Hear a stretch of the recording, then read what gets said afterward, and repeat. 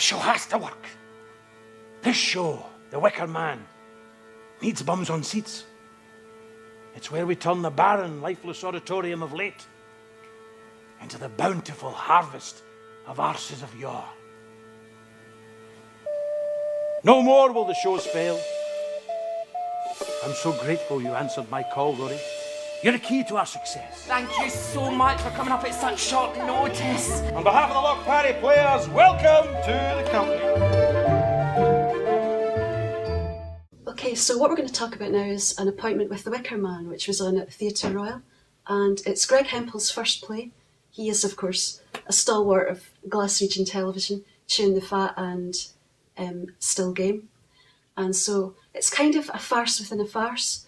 What happens is it focuses on the Loch Parry players, who are an Amdram company at the kind of arse end of the Highlands.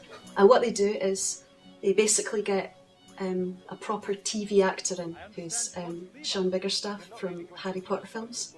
And what they do is they bring him in as Sergeant Howie, and chaos, as you can imagine, ensues. Now, this piece for me really didn't work, but I felt that it was kind of becoming the very thing that it was parodying. And for me, it had a kind of 70s flavour, like Benny Hill or Jim Davidson. It was quite puerile. But obviously, I want to get what these guys think about it. So what was your take, Anna? Well, I didn't maybe dislike it as much as that, but I did feel that Greg completely went for the jokes at the expense of any kind of structure or narrative or shape for the show. It was, on a minute-to-minute basis, it was quite funny in a pretty puerile Benny Hill, misses kind of way. As an overall piece, no, it was a mess. It was an odd production for me. The big question for a comedy is, did it make you laugh? Well, it did. It made me laugh. But it angered me even more because it just felt like a huge missed opportunity. There's about half a dozen setups of what it could be. Taking the mick of Amdram, fine. We've seen it before, but fine. Doing a legitimate staging, if you will, of the Wicker Man. Okay, pointless, but fine. Questioning this actor's sanity, whether he's, is he really going mad? Is he seeing things for real? Are they going to actually kill him and kind of carry out the sacrifice that famously finishes the film? They dropped the ball. It felt like, we're going to go this way, and then we're going to go this way, but then we're going to go back to this one, and then we're going to do this completely different thing right here. And again, there wasn't one original joke in there. I've seen them all done. I've seen them done better. Yeah. But again, did it make me laugh? Yeah, it did. But again, you're talking about the Amdram thing. And yet I saw it in the Theatre Royal too. That is not a space where an amateur dramatic society would perform. And part of me was thinking this should really be done in a community hall. I think just by doing it in a community hall where these Amdram players would have acted, I thought that alone would have made it a lot funnier. So for me, it was a major missed opportunity.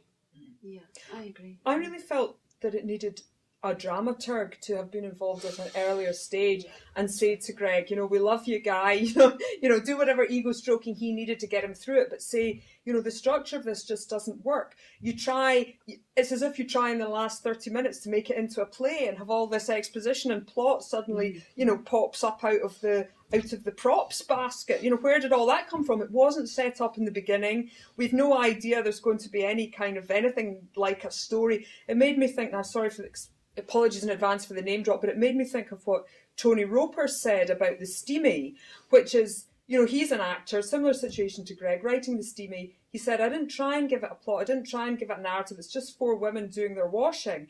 And I think if Greg had just been honest about saying it's just 5 people camping around in an Amdram production with lots of jokes about sex and bare bottom dancing, it would have been much funnier. But by this desperate attempt to shoehorn in stuff of plot, I just thought it just made it a terrible mess. Which is funny, because again, when I was watching it, it made me laugh. There's some really funny things.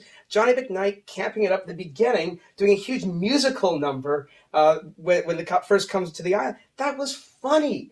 The gag with the piano at the beginning of the second act, like who's playing the piano and somebody leaves and still playing. So that was too long for my. That was funny. I thought that was hilarious. I was in hysterics at that point. So again, I thought there were some real lovely moments, and again, that's why it angered me. If it didn't have such good people behind it, such a good cast, such a good director, such a good design team, and such good potential, it could have been such a great production. But because it just didn't really seal the deal, adequate just seems too nice to call it. And it's supposed to be a homage as well, and I didn't get the sense of that at all. I mean, I love the original film. I love The Wicker Man. You know, I absolutely love it. I know it's very flawed and it's very of its time, but I really like it. But that's part of the charm of it, isn't it? Yeah, exactly. But to me, it was like there was a kind of disrespect almost for the source material, I thought. And there's something else that, I've talked about this with a few other people, and that is, the National Theatre of Scotland having a go at amateur dramatics, which it's too easy of a target. Yeah. I mean, we've seen plenty of amateur productions, and can they be bad? Yes, but they can also be brilliant because the spirit that the people have can sometimes be much more genuine than what you get in a professional production. And I think it's an easy target for any professional production to go after amateur dramatics. It seemed a bit nasty to me, almost. At times, I'd agree. Yeah. I think Waiting for Guffman for me does it a lot better. That's just spot on. That's a tremendous film. Yeah, just the kind of flaws. If I were to give a recommendation, avoid The Wicker Man, Waiting for Guffman. Yeah, me too.